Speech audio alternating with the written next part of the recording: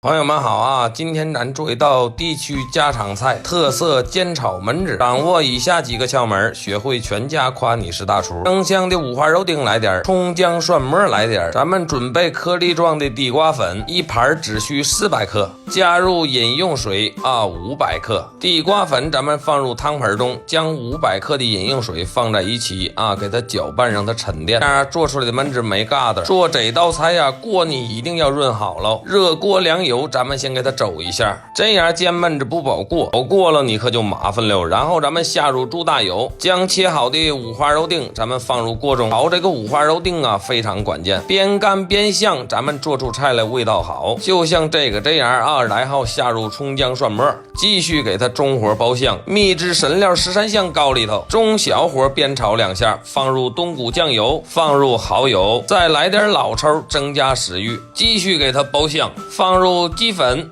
味精，来点白糖融合味道，香油咱们少来点，这个酱油、味精、蚝油搁了不少，咱就别放盐了。然后将泡好的地瓜粉搅拌均匀，咱们放入锅中，这个剩的底儿你就别放了，有沙子。放入锅中之后你别着急翻锅，咱们轻轻推动，这个过程你一定要用小火炒至微微定型。这回你用手勺给它铺平了，给它修成一个圆形状，用小火咱们微微晃动煸过，定型之后咱们来个大翻勺。剩下的过程你更别着急了更得用中小火炒制。咱们再给它来一个大翻勺，这特色煎炒焖子你瞅着它都非常好吃煎至起泡就像这样，焖至起小泡呈虎皮状，用手勺砍个小眼儿，你看看熟了之后你再给它来个大翻勺，咱们出锅改刀装盘咱们小菜快捷简单，完美出锅。喜欢的朋友们麻烦您给个爆赞视频短暂，感谢大家伙的观看，咱们明天不见不散。